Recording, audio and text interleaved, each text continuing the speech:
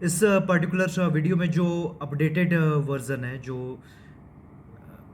आपका जो नाम होगा अपडेटेड वन, उस पर्टिकुलर PT365 का जो IR सेक्शन है तो उसको कवर कर लेते हैं। ये मेनली जनवरी और फरवरी का करंट अफेयर्स है 2023 का। तो ये आइटम कवर कर लेते हैं और इस और जो IR का जो PT365 होगा तो उससे रिलेटेड सेपरेट वीडियो है जो यूट्यूब चैनल पे मैं डाल दूंगा। तो सबसे पहले स्टार्ट करते हैं इंडिया इजिप्ट। अब कुछ भी अगर आपको आईआर में अगर किसी भी कंट्री के साथ रिलेशन देखना है तो आप किस किस एंगल से आप सोच सकते हैं वो देखिए। इकोनॉमिक एंगल आपका होगा, इकोनॉमिक एंगल में आपका ट्रेड आ जाएगा, आपका FDI वगैरह के बारे में आ जाएगा। उसके बाद आपका एक एंगल होता है सिक्योरिटी एंगल, उसमें आपको डिफेंस पार्टनरशिप्स वगैरह से रिलेटेड या कुछ स्ट्रेटेजिक एंगल, चाइना को काउंटर करना, वो सब क्या बारे में आप सोच सकते हैं। उसके अलावा एक पॉलिटिकल या डिप्लोमेटिक एंगल होगा, जैसे सेंट्रल एशिया तो कनेक्ट सेंट्रल एशिया पॉलिसी हो गया, कुछ कुछ ऑर्गेनाइजेशंस होगा जैसे SCO वगैरह हो गया। अब उसके अलावा एक सोशल एंगल हो सकता है जिसमें आप डायस्पोरा वगैरह के बारे में आप बात कर सकते हैं। उसके अलावा एक स्ट्रैटेजिक एंगल होगा। स्ट्रैटेजिक एंगल में क्या क्या हो सकता है, कुछ वहाँ पे आप पोर्ट्स इंडिया यूज़ करता होगा, जैसे डुकम पोर्ट है ओमान का फॉर एग्जांपल। और उसके अलावा हो सकता है कोई कनेक्टिविटी प्रोजेक्ट होगा, जैसे जापान के साथ होगा एशिया अफ्रीका ग्रोथ कॉरिडोर, या फिर कुछ रिसोर्सेस वगैरह वहाँ पे अगर मिलते होंगे। तो ये सारे एंगल से आप कवर कर सकते हैं। तो ये सब डिफरेंट एंगल्स हो गया। तो स्ट्रेटेजिक मिलिए आप ज्योग्राफिकल एंगल से सोचोगे ना, दो आ जाएगा, एक सोशल एंगल आ जाएगा, एक सिक्योरिटी का एंगल आ जाएगा, एक इकोनॉमिक एंगल आ जाएगा, एक पॉलिटिकल या डिप्लोमेटिक एंगल आ जाएगा। तो ये सारे एंगल से सोच रहा है। अब इजिप्ट में क्या क्या इंपॉर्टेंट है वो हम देख लेते हैं। तो एक सेकंड, जो जिसमें हाईलाइट कर रखा हूँ तो वो वाला खोल लेते हैं। एक सेकंड बस के लिए आप रुक जाइएगा।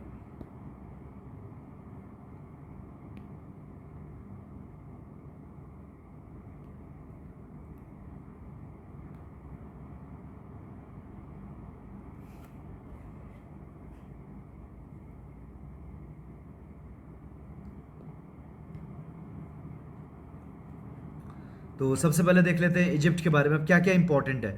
तो फ्रेंडशिप ट्रीटी स्टार्ट कब हुई थी, 1955 में। उसके बाद इकोनॉमिक एंगल से देखेंगे तो ये $7 बिलियन का ट्रेड। अब जब भी देखेंगे किसी भी कंट्री के साथ रिलेशन, दो तीन चीज़ काफ़ी इंपॉर्टेंट होती है। एक, अगर उस कंट्री का कुछ करंट अफेयर्स रिलेटेड है, जैसे अभी इजिप्ट में करंट अफेयर्स क्या है कि 74th रिपब्लिक डे सेलिब्रेशन में वो चीफ गेस्ट था। हर कंट्री कोई ना कोई, सॉरी, मतलब कोई ना कोई कंट्री चीफ गेस्ट होता है हमारे रिपब्लिक डे सेलिब्रेशंस में। तो इस बार कौन कंट्री था वो इंपॉर्टेंट हो जाता है, तो वो इजिप्ट था। तो इजिप्ट था, तो इजिप्ट के साथ रिलेशन इसलिए इंपॉर्टेंट हो गया। तो ये करंट अफेयर्स हो गया। दूसरा, स्ट्रेटेजिक पार्टनरशिप है कि नहीं है, तो इजिप्ट के साथ स्ट्रेटेजिक पार्टनरशिप अभी तक तो नहीं है। और तीसरा आपका हो जाता है ट्रेड कितना है। तो ये सब डेटा अगर देखेंगे तो यूजफुल हो सकता है आपके लिए काफ़ी। और चौथा, कुछ अगर गवर्नमेंट की कुछ पॉलिसी है, जैसे सेंट्रल एशिया से connect Central Asia policy, Act East Act West policy, ये सब पॉलिसीज काफ़ी इंपॉर्टेंट हो जाती है। तो ये extended version of Act West policy एक तरह से आप कह सकते हैं। ठीक है, तो यहाँ पे ये ट्रेड ये हो गया, ये करंट अफेयर्स हो गया कि हाँ ये रिपब्लिक डे सेलिब्रेशंस में आए थे, इतना ये ट्रेड वैल्यू हो गया। स्ट्रेटेजिक पार्टनरशिप यहाँ नहीं है, अगर होती तो उसको राइट अवे इंट्रोडक्शन में लिख देना है। अगर इतना ही इंट्रोडक्शन में आप लिख देंगे, क्योंकि एक इंपॉर्टेंट होता है G2G, एक होता है B2B, एक होता है P2P relation, government to government, people to people और बिजनेस टू बिजनेस। इसमें ट्रेड इंपॉर्टेंट होता है। इसमें है कि स्ट्रेटेजिक पार्टनरशिप है कि नहीं है। पीपल टू पीपल तो ठीक है, कहाँ कितना डायस्पोरा है ये अगर आप मेंशन कर पाए तो ये आपके लिए काफ़ी उत्तम होगा। और उसके अलावा अब हिस्टोरिकली अगर देखेंगे तो इंडिया इजिप्ट दोनों नाम के पार्टनर कंट्रीज थे। इंडिया इजिप्ट के अलावा यूगोस्लाविया था, घाना था और इंडोनेशिया था। उसके अलावा अब देखेंगे प्रेफरेंशियल ट्रेड एग्रीमेंट साइंड है इंडिया और इजिप्ट के बीच में, उसका नाम है global system of trade preferences, उसे इस मतलब इसके अंडर साइंड है। और उसके अलावा जॉइंट डिफेंस कमेटी है जो 2006 में स्टार्ट की गई थी, एक डिजर्ट वैरियर एक्सरसाइज। और उसके अलावा इंडियन नेवी भी पोर्ट कॉल्स वगैरह काफ़ी यूज़ करती है इजिप्ट के पोर्ट्स को। अब उसी तरफ इसी कंटेक्स्ट में हम कतर को कवर कर लेते हैं। अब कतर में देख लीजिए, सबसे पहले अब कौन से एंगल को हम कवर करेंगे। मान लीजिए इकोनॉमिक हो गया, पेपर GS पेपर 3 देख लीजिए, इकोनॉमिक हो गया आपका, सिक्योरिटी हो गया, पॉलिटिकल डिप्लोमेटिक आप पेपर 2 में बोल सकते हैं। पेपर 1 में देखेंगे तो सोशल होता है और एक ज्योग्राफिक जिसको हम स्ट्रेटेजिक भी कहते हैं। अब यहाँ पे देख लीजिए इकोनॉमिक में क्या है, तो ट्रेड कितना होता है, तो ट्रेड होता है भाई साहब कितना, तो $15 बिलियन का। उसके अलावा एक स्टार्टअप्स के बीच में स्टार्टअप्स ब्रिज भी बनाया गया है कि दोनों कंट्री के स्टार्टअप्स एक दूसरे के साथ कोऑर्डिनेट कर सके। अब सिक्योरिटी एंगल से अगर देखेंगे तो ऐसा कोई खासम खास तो यहाँ पे नहीं है, लेकिन ठीक है, अब याद नहीं रहेगा आपको बेसिकली। तो ये डिमडेक्स और ये रोर ऑफ द सी, ये सब एक्सरसाइजेस वगैरह है। पॉलिटिकल और डिप्लोमेटिक एंगल से देखेंगे तो हाँ, 2002 में ही कतर ने सपोर्ट किया था कि इंडिया को ऑब्जर्वर स्टेटस मिल जाना चाहिए ओआईसी में, ठीक है। उसके अलावा आप सोशल देखेंगे तो यहाँ डायस्पोरा है, डायस्पोरा यहाँ पे 8 लाख की डायस्पोरा है। उसके अलावा आप ज्योग्राफिकल या स्ट्रेटेजिक देखेंगे तो यहाँ पे कतर में क्या है कि आपका एलएनजी का रिजर्व्स काफ़ी ज़्यादा अच्छा है, तो ये भी आपका कवर हो गया। तो लगभग देख लीजिए आपका सब हाईलाइटेड पोर्शन कवर हो गया। तो इस एंगल से हर कंट्री को आप सोचेंगे ना, तो आप लगभग लगभग सब कवर कर लेंगे। उसका ये इंपॉर्टेंट इसलिए था क्योंकि 50 साल डिप्लोमेटिक रिलेशन के कंप्लीट हो गए। उसी तरह साउथ कोरिया के साथ भी 50 साल डिप्लोमेटिक रिलेशन के कंप्लीट हो गए। साउथ कोरिया काफ़ी इंपॉर्टेंट है, मेन्स के एंगल से भी काफ़ी इंपॉर्टेंट होगा। तो आपको याद होना चाहिए कि इंपॉर्टेंट चीज़ें क्या क्या हुई है। सबसे पहले आप देख लीजिए 2010 में, इसमें भी आप कर सकते हैं। तो इकोनॉमिक एंगल में क्या क्या है, तो इकोनॉमिक एंगल में है कि भाई साहब सेपा एक फ्री ट्रेड एग्रीमेंट था जो 2010 में साइन हुआ था, ठीक है। ट्रेड लगभग $27 बिलियन का है। उसके अलावा आप अगर देखेंगे कोरिया प्लस स्ट्रैटेजी है जो जिसके तहत साउथ कोरिया मतलब एफडीआई आता है, इंडिया में इन्वेस्ट करता है, ठीक है। उसके अलावा अब देख लीजिए आप सिक्योरिटी एंगल में देखेंगे तो 2+2 इनिशिएटिव 2021 में स्टार्ट किया गया है दोनों कंट्रीज के बीच में, ठीक है। पॉलिटिकल या डिप्लोमेटिक में अगर देखेंगे तो पॉलिसीज देख लीजिए, तो इंडिया का ये एक्टिव पॉलिसी से कवर होता है, और साउथ कोरिया का जो न्यू साउदर्न पॉलिसी है उसमें इंडिया कवर होता है। उसके अलावा अगर आप देखेंगे ज्योग्राफिक या स्ट्रेटेजिक में कोई रिसोर्सेस वगैरह का कुछ ऐसा खासम खास नहीं है। और कभी कभी टेक्नोलॉजिकल एंगल भी इंपॉर्टेंट हो जाता है जीएस3 में। तो यहाँ पे 2011 में सिविल न्यूक्लियर एग्रीमेंट दोनों कंट्री के बीच में साइन हुआ था। उसके अलावा न्यूज़ में इसलिए क्योंकि 50 साल पूरा हो चुका है डिप्लोमेटिक पार्टनरशिप का, और ठीक है। उसके अलावा ट्रेड कितना है तो मैंने बताया, और स्ट्रेटेजिक पार्टनरशिप 2010 से और स्पेशल स्ट्रेटेजिक पार्टनरशिप 2015 से है, ठीक है। उसके अलावा प्रिलिम्स के एंगल से कि हाँ, सारंग के annual festival to showcase diverse Indian culture in ROK, मतलब कोरिया में इंडिया ने ये फेस्टिवल को ऑर्गेनाइज किया था। उसके अलावा 1929 में रविन्द्रनाथ टैगोर ने कंपोज किया था लैम्प ऑफ द ईस्ट, एक पोएम थी जो कोरिया के ग्लोरियस पास्ट के ऊपर थी। इसके अलावा कुछ सच इंपॉर्टेंट नहीं होगा, और एक टेक्नोलॉजिकल एंगल भी यहाँ पे आप डाल सकते हैं। उसके अलावा क्या है कि आप ईयर वाइज आपको याद रखना है, 2010 में स्ट्रेटेजिक पार्टनरशिप साइन होगी, 2010 में सेपा भी साइन होगा, 2011 में सिविल न्यूक्लियर एग्रीमेंट साइन होगा, 2015 में एक स्पेशल स्ट्रेटेजिक पार्टनरशिप साइन होगी, फिर आपका 2016 में आपका कोरिया प्लस साइन होगा, फिर 2021 से 2+2 इनिशिएटिव स्टार्ट हो जाता है। तो ये सब इंपॉर्टेंट इवोल्यूशंस थे आपके इंडिया और साउथ कोरिया के रिलेशनशिप में। इंडिया और यूरेशिया के एंगल से देखेंगे तो यूरेशिया में आपका यूरोपियन कंट्रीज और एशियन कंट्रीज दोनों आ गए, टोटल 93 कंट्रीज है।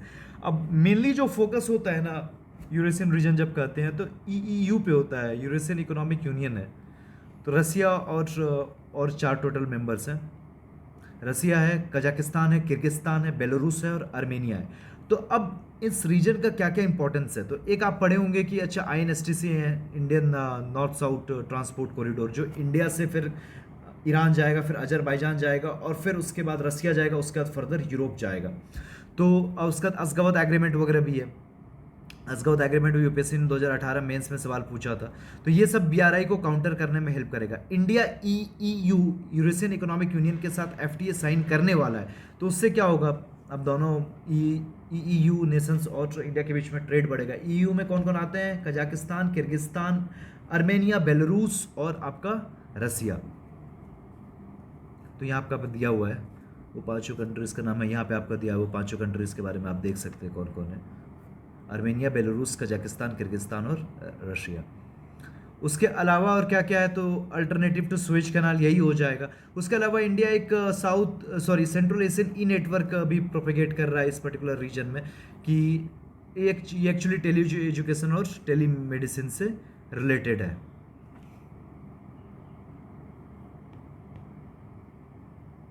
उसके अलावा इस रीजन में काफ़ी नेचुरल गैस, ऑयल रिजर्व्स और आयरन ओर वगैरह मिलते हैं। पर्टिकुलर रसिया के बारे में सोचोगे तो आईएनएसटीसी और ईईयू और ये सब मिनरल रिजर्व जो आपको मिलते हैं, ये सब तो आप लिख ही लोगे।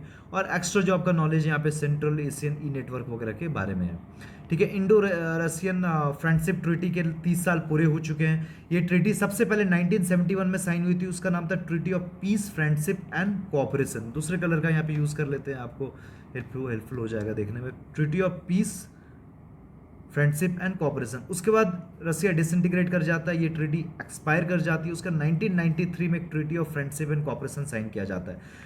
अब उसके बाद जो आपको मेनली पता होना चाहिए, 1971 और 1993 के ट्रीटी में बस ये डिफरेंस है कि 1971 के जो ट्रीटी था ना, उसमें सिक्योरिटी क्लॉज था कि अगर एक दूसरे पर अटैक होगा तो वो एक दूसरा कंट्री उसको हेल्प करेगा। जैसे इंडिया पर अटैक हुआ था 1971 में, आपको पता होगा जब बांग्लादेश लिबरेट हुआ, तो उस समय यूएसएसआर ने हेल्प किया था इसी ट्रीटी के वजह से।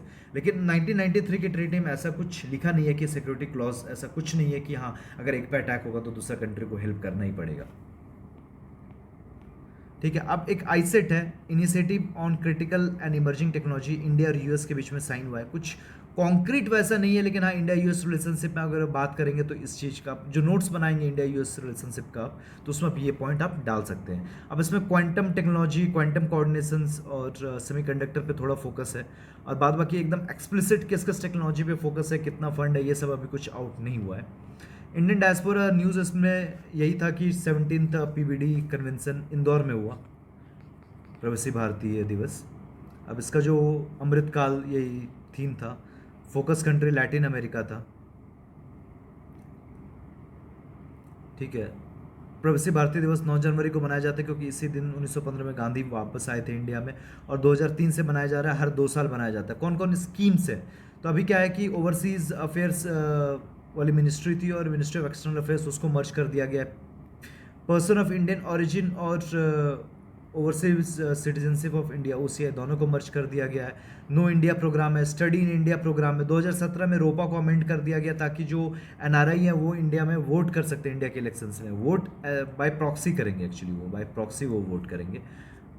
और उसके अलावा स्टडी इन इंडिया प्रोग्राम है, प्रवासी कौशल विकास योजना है, इंडियन कम्युनिटी वेलफेयर फंड अलग से बनाया गया है। पर्टिकुलरली आप देखते होंगे इवैक्यूएशन वगैरह किया जाता है जब भी कोई एरिया में प्रॉब्लम हो जाती है, डिजास्टर्स हो जाती है। जैसे सीरिया से काफ़ी लोगों को इवैक्यूएट किया गया था, या फिर लास्ट ईयर अफ़गानिस्तान से किया गया था जब अफ़गानिस्तान में प्रॉब्लम्स वगैरह आ रही थी। तो उसके अलावा आप देख सकते हैं, हाँ ये इंडिया एंड ग्लोबल साउथ, अब ये मेंस में काफ़ी इंपॉर्टेंट सवाल हो सकता है। तो क्योंकि voice of the global south summit अभी इंडिया वर्चुअली इसको ऑर्गेनाइज किया है। एक ब्रांड लाइन 1980s में ड्रॉ की गई थी, जो ये ब्रांड लाइन है जो ग्लोबल नॉर्थ और ग्लोबल साउथ को डिवाइड करता है। ये डेवलप्ड है, ये डेवलपिंग है आपका। अब क्या क्या कॉमन इनके कंसर्न्स हैं या क्या क्या इंपॉर्टेंस है, अब देखिए हर जगह क्लाइमेट चेंज की तो प्रॉब्लम है ही है, स्पेशली वही ज़्यादा फेस करेगा जो डेवलपिंग कंट्री या जो ग्लोबल साउथ है। एनर्जी ट्रांजिशन करना है इनको, रेन्यूएबल एनर्जी की तरफ मूव करना है। पोवर्टी इनइक्वलिटी यहाँ पे काफ़ी है, नेचुरल रिसोर्सेज भी काफ़ी हैं। साउथ साउथ कोऑपरेशन कर सकते हैं किस किस चीज़ के लिए, जो ग्लोबल इंस्टीट्यूशंस है उस पर रिफॉर्म लाने के लिए, UNSC में, वर्ल्ड बैंक में या IMF में, WTO में रिफॉर्म्स लाने के लिए, या फिर क्लाइमेट चेंज के मुद्दे पे जो RCP है, RCP बोलता हूँ सॉरी, CBDR है, कॉमन बट डिफ्रेंशिएटेड रिस्पॉन्सिबिलिटी, तो इसको सही से इम्प्लीमेंट करने के लिए। उसके अलावा इंडिया ने क्या क्या किया है, तो ये पांचों अपने आप नोट्स में डाल लीजिएगा, पर्टिकुलरली मेंस के नोट्स में। आरोग्य मैत्री प्रोजेक्ट है, Global South science and technology initiative है, centre Global South centre for excellence है, Global South young diplomats forum है, Global South scholarship for students है। तो ये सब अगर आप अपने नोट्स में डाल लोगे, इनफैक्ट आप अपने आंसर्स में अगर लिखोगे तो ये सब कहीं ना कहीं आप डायरेक्टली ग्लोबल साउथ पे सवाल आ जाएगा, या फिर आपको हो सकता है ग्लोबल साउथ पे नहीं आए, लेकिन कुछ ऐसा सवाल कभी आ जाता है कि जो हमारी जो फॉरेन पॉलिसी है वो अब आइडियलिज्म से अब रियलिज्म की तरफ मूव कर रही है, या कुछ कुछ ऐसा जिसमें आप ये सब चीज़ें अब यूज़ हो जाती है, आपका जो भी विविड नॉलेज होगा, तो ये थोड़ा इंपॉर्टेंट से अपने नोट्स में डाल लीजिएगा। अभी इंटरनेशनल फाइनेंशियल आर्किटेक्चर की बात हो रही है, अभी इसलिए हो रही है क्योंकि G20 का समिट हो रहा था, अभी इंडिया उसका प्रेसिडेंसी है। इससे पहले इंडोनेशिया के पास था और अब ब्राज़ील के पास होने वाला है। तो ये सब इंटरनेशनल फाइनेंशियल आर्किटेक्चर के इंपॉर्टेंट ऑर्गेनाइजेशंस है, IMF, world bank, WTO, bank for international settlements और OECD, सबका क्या क्या काम है वो आपको ऑलरेडी पता होगा। ठीक है, और पेरिस क्लब आप देख लीजिए, एक पेरिस क्लब है, लंदन का क्लब है, दोनों का एक ही काम है कि ये एक्चुअली जो क्रेडिटर कंट्रीज है ना, जो वैसी कंट्रीज जो ज़्यादातर लोन देती है, जहाँ के बैंक ज़्यादातर लोन देते हैं, तो उनका एक कंसोर्टियम है ताकि वो जिनको लोन दिए उनसे लोन वापस ले सके। तो पेरिस क्लब का इंडिया मेंबर नहीं है, ना ही चाइना मेंबर है, बस आपको ये पता होना चाहिए। अभी 26 प्लेनारी हुआ है किसका, वासनार अरेंजमेंट का। वेरियस एक्सपोर्ट कंट्रोल रिजिम्स हैं, कौन कौन सा है, एनएसजी है, न्यूक्लियर वेपन से रिलेटेड। उसके अलावा आपका एमटीसीआर है, मिसाइल टेक्नोलॉजी से रिलेटेड। फिर आपका वासनार अरेंजमेंट है, dual use goods and technology से रिलेटेड। फिर ऑस्ट्रेलिया ग्रुप है, किससे, वो है आपका केमिकल एंड बायोलॉजिकल वेपन से। इसका जो हेडक्वार्टर है वियना में है, 1996 में बना था। उस dual use goods and technology के लिए बता दिया, इन्फॉर्मेशन शेयरिंग के लिए with respect to dual use goods and technology के लिए इस ऑर्गेनाइजेशन को यूज़ किया जाता है। 42 मेंबर्स हैं, इंडिया मेंबर है, ठीक है। कॉन्सेंसस से डिसीजन लिया जाता है, प्लेनरी होता है highest decision making body. China इसका मेंबर नहीं है, इंडिया 2017 में ज्वाइन किया था। और इन चारों ऑर्गेनाइजेशंस में, इन तीनों में इंडिया मेंबर है, चाइना नहीं है। एनएसडी में चाइना मेंबर है लेकिन इंडिया नहीं है, बस ये आपको पता होना चाहिए। तो आप मेंस के आंसर में लिख सकते हैं कि इन तीनों की मेंबरशिप इंडिया के पास है, और इसकी मेंबरशिप लेने के लिए चाइना के सामने एक बार्गेनिंग चिप की तरह इस्तेमाल किया जा सकता है कि अगर चाइना को इन तीनों का मेंबर बनना है तो इंडिया को इसका मेंबर बनाना पड़ेगा। ये चाइना के सामने ये रखा जा सकता है, बार्गेनिंग चिप को यूज़ किया जा सकता है। India and UN peace keeping, अब क्या है कि एक नया मिशन स्टार्ट हुआ, United Nations interim security force. अब यही में नया मिशन स्टार्ट नहीं हुआ है, मिशन पहले से चल रहा था, लेकिन इंडिया ने केवल वुमेन ओनली प्लाटून को भेजा है अब यही में। ये सूडान और साउथ सूडान के बीच में है। इंडिया ने सबसे अभी तक सबसे ज़्यादा पर्सनल्स को कंट्रीब्यूट किया है यूएन पीस कीपिंग में, और अभी प्रेजेंटली 5th लार्जेस्ट है, लेकिन हिस्टोरिकली अभी तक सबसे ज़्यादा किया है। 49 of the 71 peace keeping missions में इंडिया अपने पर्सनल्स भेजे हैं। ये 1988 में पीस प्राइज़ में मिला था, नोबेल पीस प्राइज। 1948 से पीस कीपिंग स्टार्ट हुआ है, और India was the first country to contribute to the trust fund, ये जो पीस कीपिंग के तहत है। उसके अलावा इंडिया ने वुमेन भी भेजे हैं वेरियस जगह, कॉन्गो में, लाइबेरिया में, साउथ सूडान में, हैती में। 2007 में पहली बार इंडिया ने ऑल वुमेन कॉन्टिजेंट भेजा था। ये ऐसी बात नहीं कि पहली बार हो रहा है।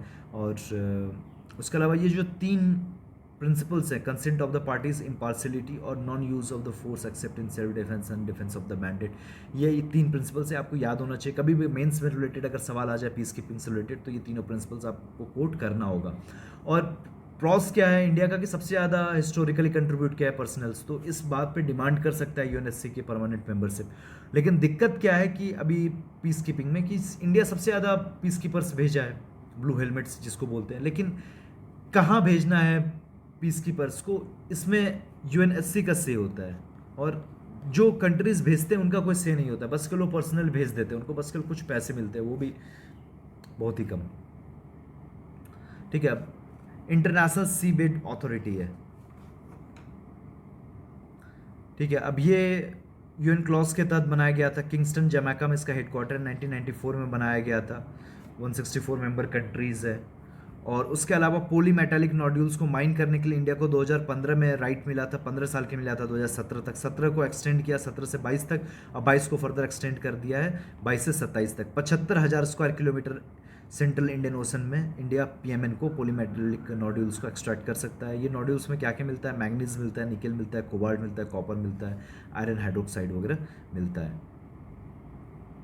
उसके अलावा अगर आप देखेंगे UN commission on for social development में इंडिया को अगर अभी चेयरमैनशिप मिल गई है। और इकोसॉक के तहत टोटल 9 फंक्शनल कमीशन है, उसमें कमीशन फॉर सोशल डेवलपमेंट एक कमीशन है। 9 कमीशन कौन कौन है आप देख लीजिएगा, वो आपको याद होना चाहिए। इनफैक्ट 2017 में मेंस में ये सवाल आ चुका है। इंटरनेशनल मैरीटाइम ऑर्गेनाइजेशन का हेडक्वार्टर आपका लंदन में, ये स्पेशलाइज्ड एजेंसी है यूएन की। और अभी सेफ्टी रिगार्डिंग शिपिंग वगैरह से रिलेटेड एक मैंडेटरी कोड पब्लिश किया गया है, दो वो अभी तक लीगली बाइंडिंग नहीं हुआ है। It will come into force on 1 July 2024। India इसका मेंबर है, ठीक है। 13th अमेंडमेंट श्रीलंकन कॉन्स्टिट्यूशन का आपको पता होगा किस चीज़ से रिलेटेड था, कि जो तमिल की जो टेरिटरी है उसको पॉलिटिकल ऑटोनॉमी मिले, वहाँ के तमिल लैंग्वेज को रिकॉग्नाइज़ किया जाए, कुछ रिजर्वेशन मिले तमिलियंस को, इससे रिलेटेड था 13th अमेंडमेंट। और इसका सही से इम्प्लीमेंट होगा, और ये एक मेजर कंसर्न होता है इंडिया श्रीलंका रिलेशनशिप में। और इंडो श्रीलंकन एग्रीमेंट 1987 के बाद ही 13th एग्रीमेंट लाया गया था, और devolution of power to the Tamil community किया गया था, ठीक है। Indian ASEAN digital work plan 2023 लाया गया है, बस इतना, इससे ज़्यादा कुछ इंपॉर्टेंट नहीं है। इंफॉर्मेशन फ्यूजन सेंटर, ये किस चीज़ से रिलेटेड है, तो इंडियन ओशन रीजन से रिलेटेड है। ये नेवी के तहत होस्ट किया जाता है, गुड़गांव में इस बार होस्ट किया गया था। और मैरीटाइम सिक्योरिटी के लिए क्या क्या स्टेप्स अभी तक लिए गए, एक सागर इनिशिएटिव है, नेशनल मैरीटाइम सिक्योरिटी कोऑर्डिनेटर को पहली बार अपॉइंट किया गया है, IPOI है, Indian Pacific oceans initiative, joint exercises होता है जैसे मालाबार वगैरह, INS विक्रांत आया, काफ़ी INS अरिहंत जैसी सबमरीन्स आ रही है न्यूक्लियर पावर्ड और न्यूक्लियर आर्सेनल से सुसज्जित। और उसके अलावा कुछ कुछ और भी डिप्लोमेटिक इनिशिएटिव्स हैं जैसे IOR ARC, Indian Ocean Rim Association for Regional Cooperation, Indian Ocean Naval Symposium है। उसके अलावा हम लोग काफ़ी पोर्ट्स वगैरह में भी लॉजिस्टिक पर्पस के लिए यूज़ कर रहे हैं, जैसे लेमो एग्रीमेंट साइन है तो हम डिएगो गार्सिया यूज़ कर सकते हैं US का। फ्रांस के साथ भी लॉजिस्टिक सपोर्ट एग्रीमेंट साइन है तो हम रियूनियन आइलैंड्स को, जिबूती को और अबू धाबी को यूज़ कर सकते हैं। उसके अलावा डुकम पोर्ट को यूज़ कर सकते हैं जो ओमान में है। उसके अलावा चाबहार पोर्ट जो ईरान का है तो उसको भी हम यूज़ कर रहे हैं, तो उसको मेनली हम लोग ट्रेड पर्पस के लिए यूज़ कर रहे हैं। चंगी एयरबेस जो है श्रीलंका का उसको यूज़ कर रहे हैं। सबांग एयरबेस है इंडोनेशिया का, उसको यूज़ कर रहे हैं। तो इस तरह से अपना हम रीच बढ़ा रहे हैं। अंडमान निकोबार आइलैंड्स है ही हमारे चाइनीज़ एग्रेशन को कंट्रोल करने के लिए और हमारी मैरीटाइम सिक्योरिटी को इन्हांस करने के लिए। ग्रुप ऑफ 77 किसका था? डेवलपिंग कंट्रीज़ के लिए साउथ साउथ कोऑपरेशन था, 1964 में ये बना था। अब तो 77 से ज़्यादा कंट्रीज़ हैं। ठीक है, common framework for debt treatments अभी G20 में लाया गया है। किस लिए? ये क्रेडिटर्स का एसोसिएशन होने वाला है। इससे पहले एक था debt service suspension initiative DSSI world bank का। ठीक है, और पेरिस क्लब मैंने आपको ऑलरेडी बता दिया, उसमें China, India, Turkey, Saudi Arabia कोई भी मेंबर नहीं है। India EU trade and technology council setup किया गया है। इंडिया का पहला ये TTC है EU के साथ, EU का ये दूसरा है आफ्टर US। 3 फोकस एरियाज है, एक डिजिटल टेक्नोलॉजी, एक आपका क्लीन एनर्जी और तीसरा आपका वैल्यू चेन्स रेजिलिएंट हो। India US trade policy forum ये इस्टेब्लिश किया गया था 2005 में, बस इतना ही है। हेनले पासपोर्ट इंडेक्स ये पब्लिश करता है कौन? Henley and partners. और इंडिया का 85th रैंक है, अब 2 स्पॉट ऊपर आया था, जापान टॉप किया था। इसमें क्या है कि आप कितने कंट्रीज़, कोई भी कंट्री का आपको अगर लेट्स आप इंडियन हो, आपको डिफरेंट कंट्रीज़ जाना है तो आप वीज़ा ऑन अराइवल या फिर विदाउट वीज़ा आप कितने कंट्री जा सकते हो। ठीक है, कुछ कंट्रीज़ होगा लेट्स से 40-50 के आसपास ही इंडिया के लिए। जापान के साथ ही बहुत सारे कंट्रीज़ के साथ आप वीज़ा ऑन अराइवल की फैसिलिटी है। तो जितने कंट्रीज़ के साथ आप वीज़ा ऑन अराइवल की फैसिलिटी रखोगे ना, उतना ऊपर आप इस इंडेक्स में जाओगे। बस सिंपल सी बात ये है। इंडिया सऊदी अरेबिया के बीच में अभी टॉक्स चल रहा है म्यूचुअल लीगल असिस्टेंस ट्रीटी के बारे में। इंडिया ऑलरेडी 45 कंट्रीज़ के साथ ML80 साइन कर चुका है। पोलैंड सबसे रिसेंट है। MHA इसको देखता है, ऑब्वियसली MEA भी देखेगा। जो न्यू स्टार्ट ट्रीटी 2011 से US और रसिया के बीच में स्टार्ट हुई थी, उसको रसिया ने सस्पेंड कर दिया। इससे पहले स्टार्ट ट्रीटी थी, अब ये न्यू स्टार्ट ट्रीटी आई थी जिसको US ने सस्पेंड कर दिया। ये बोला कि USA भी सही से फॉलो नहीं कर रहा है तो हम लोग क्यों करें। अब UNSC के तहत एक ISIL and Al Qaeda sanctions committee है जिसके तहत एक रिजोल्यूशन है 1267 जिसके तहत हम किसी टेररिस्ट को हम ब्लॉक करते हैं। तो ब्लॉक करते हैं कि इनकी फंडिंग वगैरह को हम ब्लॉक करते हैं। तो हमें मक्की को क्या किया, डिजिग्नेट किया गया as terrorist under resolution 1267 of ISIL and Al Qaeda sanctions committee. Operation Dost किससे रिलेटेड था? टर्की में अभी और सीरिया में अर्थक्वेक वगैरह आया था तो ह्यूमैनिटेरियन असिस्टेंस प्रोवाइड करने से रिलेटेड। शिकागो कन्वेंशन में बस आपको ये देखना है कि इंटरनेशनल सिविल एविएशन ऑर्गेनाइजेशन एक UN एजेंसी है जिसका हेडक्वार्टर आपका मॉन्ट्रियल में है, वही शिकागो कन्वेंशन को इम्प्लीमेंट करता है और इंडिया भी इसका मेंबर है। और ICAO जो है ना, ये रेगुलेटर नहीं है बस। FAB4 अलायंस जो है semiconductor, top 4 semiconductor producing countries का अलायंस है, इसमें US आता है आपका, ताइवान आता है आपका, जापान आता है और साउथ कोरिया आता है। इंटरनेशनल यूनियन ऑफ रेलवेज है जिसका हेडक्वार्टर आपका कहाँ पे पड़ता है? पेरिस में पड़ता है। अभी RPF ने एक इसके कांग्रेस को होल्ड किया था, ऑर्गेनाइज किया था और जयपुर डिक्लेरेशन साइन हुआ था जिस किससे रिलेटेड था? Safety and security of railway से रिलेटेड।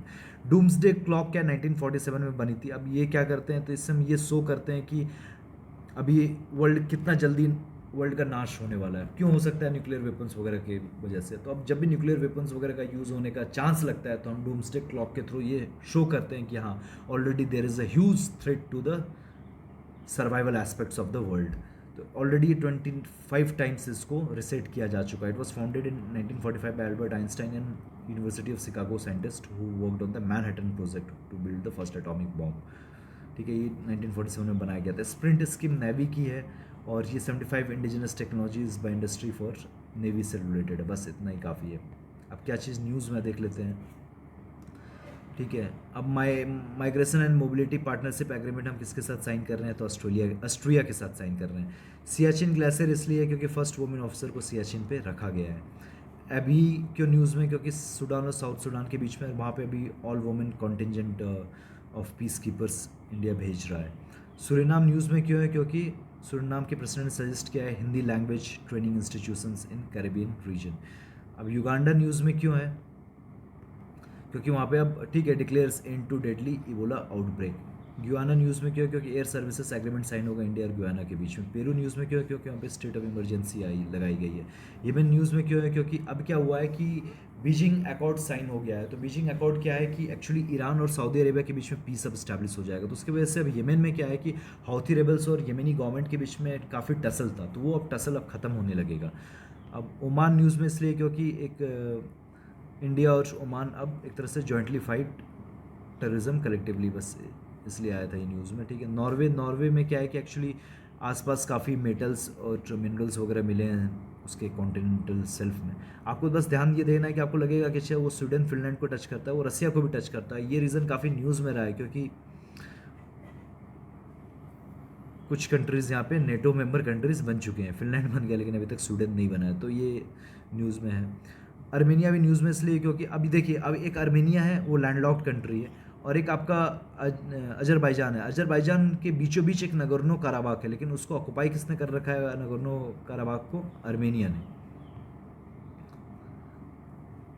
लेबनान अपना एक्सचेंज रेट को डिवैल्यू कर दिया है 90%, इसलिए न्यूज़ में था। मालवी में वहाँ कोलेरा का आउटब्रेक हो चुका है। कनाडा में क्या है कि एक्चुअली 10,000 उगुर्स मुस्लिम्स को वो लोग एक्सेप्ट करेंगे, और जो यूएसए और जो कनाडा का बॉर्डर है ना, तो वो अनगार्डेड है मोस्टली। अर्जेंटीना का ठीक है मैरीटाइम बॉर्डर्स है फॉकलैंड आइलैंड्स के बीच में, और इंडिया और अर्जेंटीना के बीच में कुछ अंतरप्रेनर्स के बीच में कुछ एक इनिशिएटिव वगैरह लॉन्च किया गया है कि ठीक है दोनों के अंतरप्रेनर्स यहाँ के टेक्नोलॉजिकल कॉपरेशन कर पाएँ। फिनलैंड अभी न्यूज़ में इसलिए था क्योंकि इंडिया कुछ एग्रीमेंट साइन किया with respect to quantum computing और न्यूक्लियर टेक्नोलॉजी, और लैंड ऑफ 1000 लेक्स भी कहते हैं फिनलैंड को। उसके अलावा मंगोलिया भी न्यूज़ में इसलिए था क्योंकि अभी एक first 11th meeting of the Indo Mongolia joint working group यहाँ पे अभी हुई थी। साइप्रस न्यूज़ में इसलिए क्योंकि वहाँ पे नए प्रेसिडेंट आए थे। अब साइप्रस में क्या है कि नॉर्दर्न साइप्रस जो है ना वो टर्की ऑक्युपाई करके रखा हुआ है। स्वेज कैनाल यहाँ पे क्या था कि 2021 में कुछ टाइम तक ब्लॉकेज हो गया था, तो अब कुछ कंपनीज़ एक दूसरे कंपनी को सू कर रही है, तो बस रिलेटेड न्यूज़ में था। ये 1869 में बना था, 1956 में नेशनलाइज कर लिया था इजिप्ट में। ऑलरेडी वर्ल्ड हिस्ट्री में सवाल पूछा जा चुका है 2014 में, शायद 2014 में। पोर्चुगल न्यूज़ में इसलिए क्योंकि वहाँ पे कुछ स्टडी वगैरह हो रही थी बिशप्स के द्वारा चाइल्ड अब्यूज़ के ऊपर। आइबेरियन पेनिनसुला में मैडीरा और एजोर्स वो 2 आर्किपेलागो हैं। न्यूजीलैंड इसलिए न्यूज़ में था क्योंकि वहाँ पे साइक्लोन की वजह से इमरजेंसी लागू कर दी गई थी।